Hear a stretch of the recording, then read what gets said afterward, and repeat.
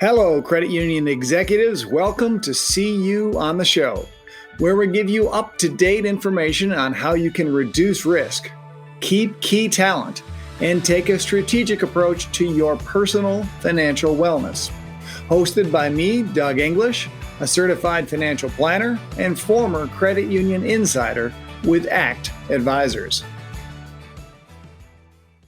My guest returning on today's podcast is Laurie Maddalena.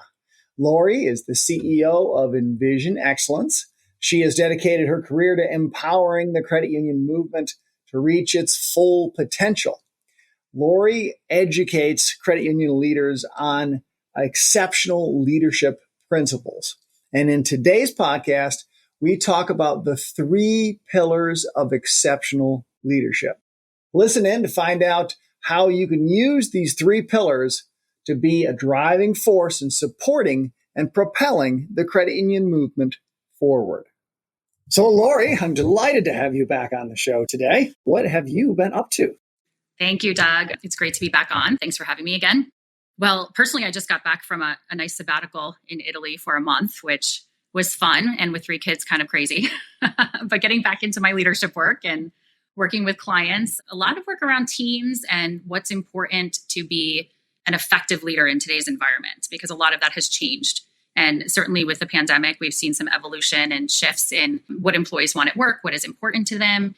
And also from a leadership perspective, I mean, even before the pandemic, things have been evolving and changing. So have been doing a lot of work around that. Leadership is, I think, defined differently than it used to be. And I know what caused me to reach out to you for this particular episode was your article that really struck me on the 3 pillars of exceptional leadership. So maybe the idea that we try to get to in this podcast is to take sort of cutting edge content and look for the bold ideas, the things that can strengthen the credit union movement and help it to move forward. So talk to us about the 3 pillars, and especially we love examples on this podcast. So if you can tell us stories, we love a good story, Laurie. Well, I think what I notice a lot of what does not work when it comes to leadership is that a lot of leaders struggle making that shift from whether it's their technical position jumping into a management role or a management position, not just being task focused, but more into a leadership role. And they tend to get really focused on the technical. So the technical parts of their job. And so I'll use myself as an example of when I first was promoted to a leadership role. I was working in a credit union and I was in human resources. I was an HR generalist, and my vice president promoted me to an assistant director of HR position. And I'll never forget, 3 months into that position, she called me into her office and said, I didn't promote you to keep doing the things that you were doing before. You should not be answering benefit questions. You shouldn't be fixing payroll issues. I need you to be at a more strategic level. I want you to be focusing on creating learning and development programs for our managers, workshops. And it really struck me. I was very lucky in many ways to get that type of feedback early in my career, because I started to shift my focus right away. I understood what she said. I got some examples from her, and I saw how I was getting into the technical, which I had done so long. And for many of us in our technical role, that's the value we bring. And we are rewarded for that technical ability. When we shift into a management or leadership role, I find that many leaders like me struggle to understand what the difference is. We equate our value with our technical expertise, which is often that position we had before, right? The entry level and then maybe the mid-level when we're an individual contributor, rather than the leadership qualities and abilities that are necessary to be successful in a leadership role. And so I find there are many managers who struggle with this. And part of it is that we're not training managers and giving them the tools before they get there. For many of us, we've received training way later, or we're waiting in organizations until something goes wrong, and then we're trying to bring in training, right? And so it's ideally setting people up for success so they understand what are the elements that I should be working on to be successful. And that's where those 3 pillars come in. So the 3 pillars, the first one is creating clarity. One of our most important roles as leaders is to make sure we're consistently creating clarity for our employees. So that means they understand where they should be focusing their time and energy. They know what the goals are. We're reinforcing those goals. We're making sure that they're in front of them all the time. As leaders, we say something one time and we move on, and we have to over communicate. Creating clarity is also creating clarity for ourselves. Do we know what our key result areas are? And this is a really important element of being successful in any role, is knowing what your key result areas are. most of us get caught up in tasks, and you can look at a job description and there can be 30 things on there. And that's not helpful. It muddies the waters. It's overwhelming to look at all of those things. So key result areas are typically the 3 to 5 main areas that bring the results to your position. Why was my position created? What is the essence of that position? And from there, we start to compare, how am I spending my time compared to those key result areas? And a big piece of that is delegation. Being able to delegate to your staff so you're not fixing the payroll issues and answering the benefit questions like I was, making sure I'm using my team the right way so that I have that capacity, I have the energy and the time to focus on the most important elements. So that's the first one. You mentioned create clarity daily. Repeat it over and over again. Don't think that the repeating it is a bad thing. It's what's necessary. So can you think of an example, or have you had credit unions tell you of, oh yeah, this is how I implemented that? Well, I think the main way to do that is through individual and team meetings with your employees. And, Gallup has done some research on this, that the employee meeting is one of the most important elements of making sure that you're connecting, you're communicating, and people are on the same page. And yet I am amazed many times when I go into organizations and I ask a manager, how often do you meet with your employees? And they tell me not very often, or when I need to, or we kind of catch up with each other. And so there's no structure in place for having this type of connection and space to talk about clarity and to reinforce what's important. And before you know it, time has gone on. And I call this really passive leadership. As leaders, we need to be active leaders. It's much easier to not meet with your employees than it is to have a standing meeting every week or two, right? And sometimes we don't feel like doing those things. And so we put those things off on the back burner thinking, well, when I need to. And before you know it, time has gone on and people aren't on the same page. And this is how silos happen and communication issues happen. And we're not reinforcing the communication. So a simple meeting of having those biweekly or weekly meetings, if you're in a branch environment, it could be team huddles. I've seen many credit unions do really well with this, where a branch manager or an assistant manager are having team huddles every day. Here's what we're focused on. Here are the goals for the quarter. Here are the goals for the month and this week, how it breaks down to today. And not just putting them up there at the beginning of the year and then we forget about it. So consistently reinforcing that clarity so people know exactly what they should be focusing on. And sometimes at a higher level, if you're a higher level leader, this might mean making sure that your employees know the consistent priorities, right? And bringing them back to the priorities. So particularly mid-level managers and higher, they don't have maybe daily tasks that are really easy, like a member service representative might have. That's pretty clear, right? It's higher level, it's more strategic. So it's not as tangible many times. And so as leaders, we may need to have those conversations regularly of, okay, here's our overarching goals for the year. What are we focusing on this week? Oh, I noticed we got off over on this thing over here, but this isn't contributing to our strategic goals. So we've got to get back over here and table that, right? That's the work of a leader, is making sure that we're keeping those things top of mind for ourselves and also for our teams.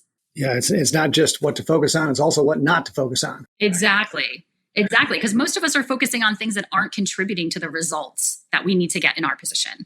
And so it's absolutely not just what we are focusing on, but what we're not, what we're choosing to table or put on the side right now so that we're not taken away from the main goals of the credit union. When you work with credit unions to sort of develop this 3 pillars process, what are the barriers to doing this? Like what sort of objections, if you will, what objections do you hear? Well, I think, a lot of the issues are that people, again, when I go back to how we haven't trained people. So really, when I go in and I talk about these 3 pillars, there are rarely objections. It's more of, okay, that's where I should be spending my time. Oh, I get this now. This is how I should be creating my days and my plan for my day and my team. And I find that people embrace it because, many times in leadership, as I gave that example for myself, you're promoted to this role and then you're like, well, what does this mean? What should I be doing with my days? What does strategic even mean? I mean, I've had vice presidents and CEOs say to me, I know I'm told to be strategic and that I should be more strategic. And what does that tangibly mean, right? And so we use these terms all the time. And we sometimes as leaders, we need to make sure that we're giving examples, that we're providing that feedback so people understand what that is. So in the case, that example with me, my vice president said, I need you to be at a strategic level. And what that means is creating training programs for our management team so we can elevate their leadership. That doesn't mean you doing these tactical HR things over here. This is going to benefit the entire credit union. This is going to elevate all the leaders in our credit union. You fixing a payroll issue is taking away from that. And so that was a tangible example of being at that strategic level. Part of your paper, it also talks about zooming in and zooming out as part of creating clarity. How does that work? Yeah. So as leaders, we need to have this ability to zoom out and zoom in. And again, I think where oftentimes we focus is the zooming in part, which is the tasks and the doing piece. The zooming out is being able to see the bigger picture, to being able to see outside of your own department. I like to use an analogy of, those beach balls that have the different colors, like you have blue, you have yellow, you have red, the striped beach ball. And we're in blue. Let's just say my department is blue. And so when I'm zoomed in, I'm seeing blue, all blue, everything that pertains to blue. When I'm zooming out, I'm seeing the entire beach ball, right, with all those stripes. And these are different departments, different elements of the credit union that are important to moving things forward that maybe aren't all directly to me in my department, but I need to understand the context of all of that. So being able to zoom out and see the bigger picture, what's coming down the pike even, not just today and this week, but what are our goals 3 months from now, 6 months from now, a year from now? What are we working on as an organization? And keeping that in mind while then zooming in to today, right? So we can't live up here looking at the 1 year level all day. Otherwise, we won't get anything done. So you look out and you see what's coming up and you're planning in that way. But then you're also zooming into, okay, what are the top 2 things I need to get done today that are in my key result areas that contribute to that bigger plan when I'm zooming out?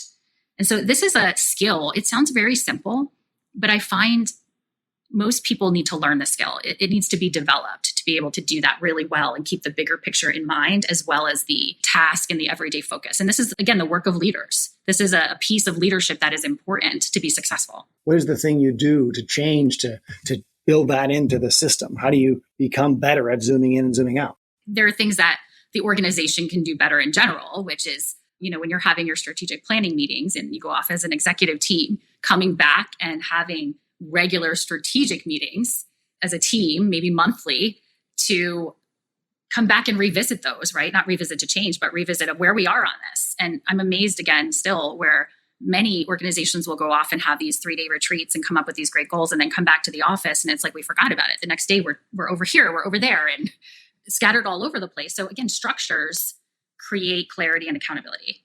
And so a structure of a strategic meeting, I'm not talking about your regular management meetings where everyone's talking about their projects and updates. I'm talking about having a specific strategic meeting of, okay, we set these strategic goals and now we're going to get together as a VP team, let's say, every month and go over those. And now the VPs are going to go to their managers and have meetings with them to make sure they're reinforcing those goals. And it trickles down.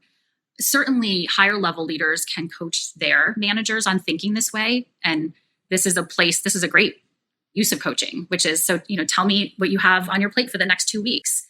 How does that relate to the goals that we have for the year? And consistently having those type of discussions in regular individual management meetings. After you've succeeded in doing that, not that that's a small task, it's a lot to be able to change, especially for some legacy organizations that may have been doing the same thing in a similar way for a very long time. I've heard the statement that culture eats strategy for lunch. Do you believe that? I do. I think culture plays a huge piece. And I'll touch on what you just said. You're right. This is not easy. And being a leader is not easy. And this is why I believe not everyone's meant to be a leader.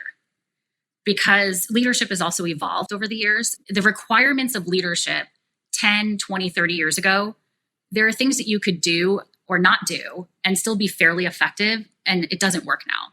So I think we have a lot of leaders in our organizations, credit unions included, who maybe have been leading for a really long time. And now they're starting to say, why is it not working anymore? I've been doing this for a long time and it worked for a while and now it's not. Well, we have different generations coming in the workplace, and that those generations had more choices. They had more opportunities. They have different expectations. And I think even as a society, we're evolving of what work means to us. The pandemic played even a role in that. Some people have called it the great reflection, right? People reflected on, do I enjoy what I'm doing every day? Do I want to keep doing this? And so where I think the more traditional environment, that kind of past leadership and environment of 10, 20, 30 years ago was very focused on tenure and loyalty. That's what was rewarded now. And I think then people expected that their work might be at the expense of their personal life. Right? Like that, you go to work to earn money to support yourself and to support your family. And now there's been a shift in that. People don't want a job that is at the expense of their personal life. I think that employees are looking for careers and opportunities that contribute to their personal life, that contribute to fulfillment. And that's a completely different type of environment. And so where 20 years ago, you could maybe come to work and we didn't talk a lot about maybe engaging employees and coaching and these things that are terms now that we use all the time. Now, if you don't have that, you won't keep people. People will not be engaged. So if you don't have engaging leaders, you will not engage your employees. And so it's a different type of leader today to be successful, which is why we have this issue, I think, in many companies where we have high turnover or we have leaders who are not effective and they're not being coached appropriately. They're not being taught the skills to be effective in today's environment. And that's a disservice to our cultures. I think that's the number one thing that CEOs can focus on to elevate their culture is to look at the quality of their management team and what is needed today. And those three pillars are really the focuses of leaders for them to be successful. But what is required? And do I have the right people there? And if I have someone who perhaps is still leading in that traditional way, how do I coach that person, give them the tools, give them the opportunity? And if they're not the right fit, we have to be able to make those decisions. And I see time and time again where people are left in management roles who are not effective. And it's really hurting the culture. It brings down the culture. It's like a temperature gauge. You can have great people who come in, but then the negative managers or toxic managers are bringing everyone back down. A difficult and unpleasant thing to face. So what's the method of evaluating the mid-level managers? What tool would you use? Well, I personally use with my clients a talent assessment. So having them look at the elements that are important, right? So is this person able to coach people, have difficult conversations? Are they able to focus on the right things and, the strategic piece of the role? Do they get results? And so can they build connections? Do they have emotional intelligence? I mean, that you can see it's very complex. It's not easy to be a leader. And so we have to evaluate that. And many times I don't think it's even that hard. We know when someone's not performing or they're not effective. There are signs of that, right? So it could be high turnover. It could be they're not getting results. And so what a manager or an executive can do is start having those conversations. I've noticed that we've missed these goals in the last 3 months. What's going on? Or digging into when they're getting exit interview surveys of hearing about a toxic manager, doing pulse surveys and employee engagement surveys, making sure that they're connecting with the employees to know, are they feeling supported by their manager? What does that look like at our credit union? What are our values around that? What's important in being in a management role? And then evaluating people to those values and those competencies. And another example, this is very common where I'll be working in an organization with a team and they have a list of values. A lot of organizations have values. They've gone through this great exercise. It's wonderful. I believe in values. But many times they are on the wall or they're in marketing brochures or we tell new employees about them and we highlight these values, but they're not always practiced. They're not operational. And so an example is I was working with a client. This is actually a non-credit union client, a client in manufacturing, and they have one of their values is collaboration. And they have a manager who's been there over 20 years. And over the course of that 20 years, hasn't really collaborated and now is in a management role, not collaborating. Employees are complaining about this manager. Peers are complaining about that manager. And people have just created workarounds. They kind of know this person is like that. And so they've created these workarounds and yet nothing is done, right? So we say collaboration is one of our values, yet this person's not collaborating.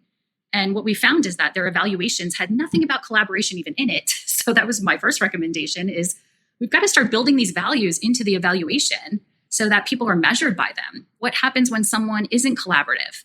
You might as well not have it on the wall as one of your values if you're not willing to take action on it. And I see this at the executive level all the time. We don't want to have those conversations or this fear of confrontation, this maybe just conflict avoidance. That's one of the, I think, leadership saboteurs that I found. Things that get in the way of being effective or successful is this inability to have these conversations with people and to take action when necessary. Yeah, those long-term relationships make it pretty hard to face difficult things. You're not collaborating and that's holding the whole organization back. That's a pretty hard thing to say to someone that's become a good friend over 20 years. Absolutely. And that's the hard part, right? And this is what is challenging about being in a leadership role because it is hard. That's not an easy conversation to have. People have had built relationships with this person. They care about this person.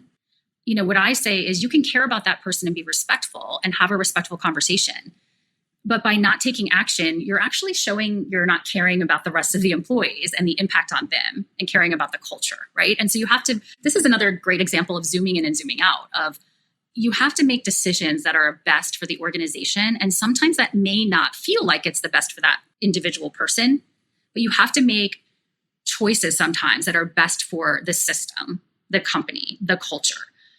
I really believe that it's also not doing a good service to an employee who probably knows they're not being effective, feels like they can't be successful. They're in a role that doesn't fit their talents and their abilities. So it is best to be honest with that person and say, at this time, where we are in our organization and what's important to us, this no longer works. Maybe it worked for a while, but this doesn't seem like a good fit anymore. I really think most of those employees already know that. And they're really feeling like this isn't a great fit either. And so it's not doing anyone any good by delaying that kind of decision.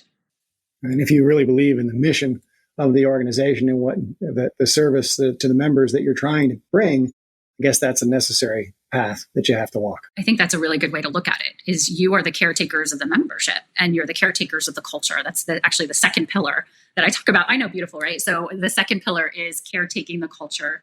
And this is the coaching piece. So, when I talked about passive versus active leadership, passive is I've arrived, I'm a leader, I have the title, and good for me, I earned it.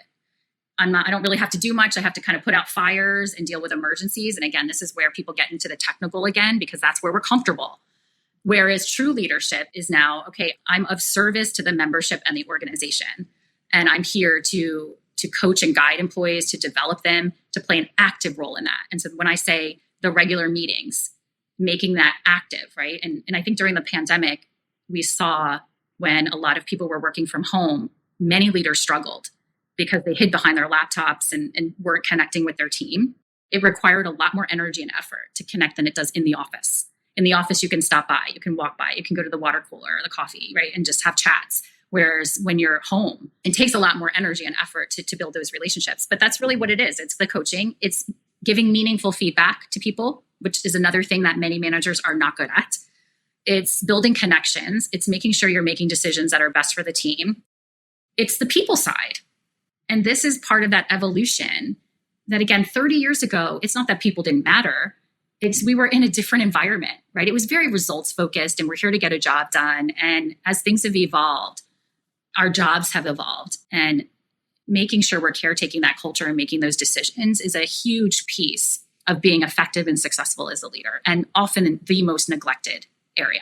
It reminds me of management by walking around back in my grad school days, right? That was a strategy. Were they caretaking the culture and they didn't even know? I do think that is caretaking the culture, and it's a really simple practice. It's not the only practice. And I refer to that also in my leadership programs, because I'll hear from employees will say, I never see my senior leaders. They're in their offices all the time or they're in meetings. And I do think that is a very important strategy, and obviously becomes more complex the larger your organization. But walking around, connecting with people, showing that you're a presence, having a presence as a leader is important.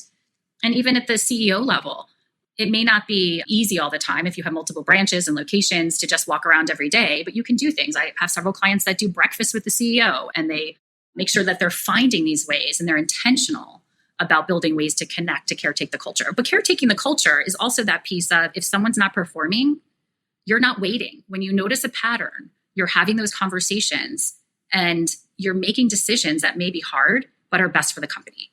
That's caretaking the culture too, of not allowing a toxic manager to stay in a position that is hurting the overall company. Is that the transition to accountability and results? Yeah. So consistency, accountability, and results.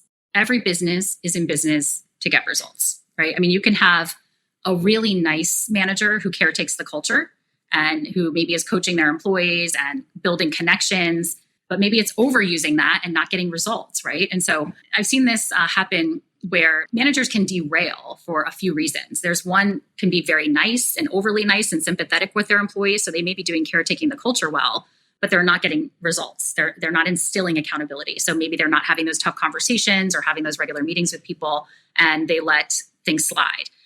The other end of that would be someone who's so focused on accountability and results that they don't caretake the culture. And so this is the very task-oriented, bureaucratic, top-down type of management that, again, was successful, or at least worked fairly well for years.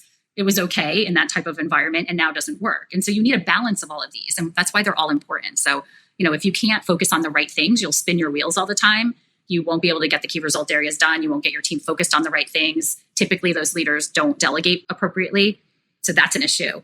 If you're not caretaking the culture, your team won't be engaged. They won't be productive. That's an issue, right? And then finally, if you're not getting results, well, you can be a nice manager, but if you're not meeting the goals, then that's not effective either. So you really need a balance of all of these. But the accountability and results piece, a lot of this is done through facilitating results through people. And I think a great way to describe this is, as leaders today, we need to be facilitators, not fixers. So what this means is we need to coach our employees through issues and help them get results and not jump into the weeds and deal with the emergencies all on our own all the time, which is what a lot of managers do. I think this is one of the things that sabotages great leadership, is if you're constantly in the weeds and you're not elevating yourself to that more strategic level. I can see myself in that. I do. I must say the technical details of some of the work in executive comp strategy are super interesting. I just love to get in there and get into those details and find out how to make an impact for a credit union executive.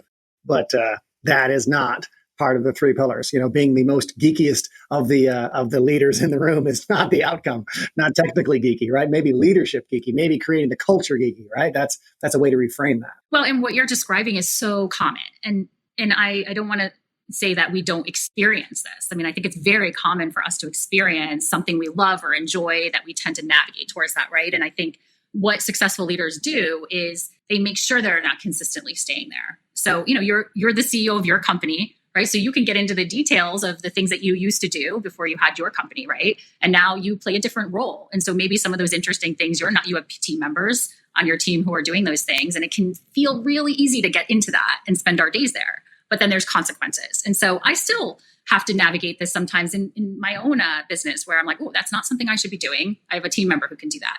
So it's a consistent practice. This isn't we all arrive there and we never have to worry about it. I mean, even focus is a consistent everyday practice of, am I focusing on the right things? I myself will ask the question, if I feel overwhelmed or I feel like I'm getting in the weeds, I'll say, what's the most important thing I should be working on right now? Maybe it's not ordering binders for the program I have coming up, right? Like, there's someone on my team that's a better use of their time than mine. Am I avoiding something that's bigger or more uncomfortable or just takes more time? And so I'm getting into the weeds. So we all do it. It's just a matter of, how do we discipline ourselves and consistently make sure we're focusing on the right things that'll bring the best results in our role? There has got to be so much fear stopping this kind of thing from happening. You're listening to this podcast and you're one of the senior leaders and you've been there for a long time, and some of this resonates with you. You're like, yeah, that sounds familiar. By you opening up this can of potentially problems could make you look not so great, right? You should have done this a while ago. Maybe your board doesn't think as much of you if you do this. Like, how do you face that, or how do you hear credit union leaders overcome that fear? Well, I think there absolutely is a fear. One of the fears is losing control, right? And so that's one of the biggest reasons why people don't delegate is, one, they don't know how. What should I give up? And again, we associate our technical ability as the value we bring. And I think the first is that mindset shift of, for me to continue to be successful as a leader, but also continue that our credit union can be relevant in this time and age. What do we need to do differently? And this, we could be talking 5 years from now. There could be other things we need to do that you and I aren't even cognizant of right now, right? As things shift and evolve and change. And so this is why it's a consistent evolution, that leaders are always learning new techniques and new things have to be deployed to make sure that we're getting the best out of our people. So, I think there's a fear of lack of control many times, and understanding that if I continue to operate the way I have been, I'm not going to keep up. Whether it's as a CEO, as a credit union, we have to consistently shift to make sure that we're relevant for these times. That even comes down to leadership.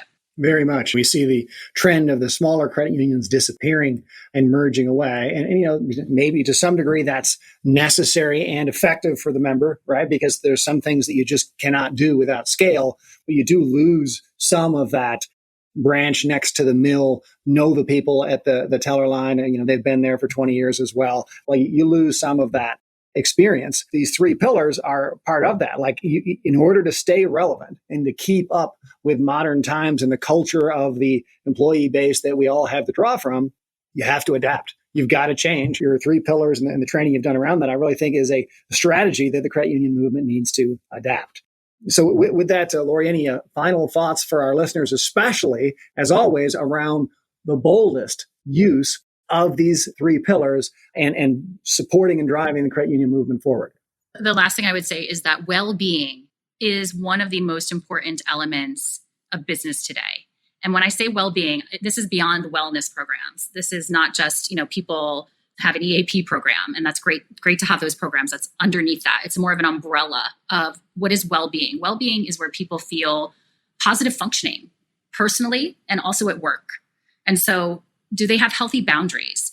Are leaders modeling those healthy boundaries? Because work has become more complex. It's very busy, and there's a tendency, and I've heard this still, that there's many, many credit unions out there where people are so overworked and burnt out because they feel like they don't have those boundaries, that they can't go on vacation without disconnecting, or they have to be connected all the time. And some of this is personal. Some of this, I've seen credit unions that have excellent cultures and really want their employees to create boundaries, and the leader isn't creating the boundaries. So sometimes it's the leader who needs to instill that, and sometimes it's the culture. Many times it's the culture is very results focused and not as much people focused. And so that burnout can happen. And this is a theme that I'm seeing and will continue to need to be a strategic priority for organizations to be relevant today, is make sure that you're focusing on well-being. So again, boundaries, quality of managers. Having a toxic manager does not facilitate well-being. Employees feeling like they're valued at work, they can speak their mind, they have psychological safety, meaning they can disagree or say something, an idea, and not feel fear of retribution. Feel that they can really bring their full and best selves to work every day, that they have colleagues who are supportive, that it's not a toxic culture and environment. And so this all goes with what we were talking about today, those three pillars of leadership. If you're facilitating those, it's less likely you're going to have that type of toxic environment, and that you're really prioritizing the well-being of your culture and the well-being of your employees. Laurie Maddalena, thank you for joining us again. I think your content is awesome. I hope that the credit union movement listens to your education and uses these ideas to strengthen this great movement for its employees, for its members, for a long time to come. Thank you so much, Laurie. So great to be here, Doug. Thank you.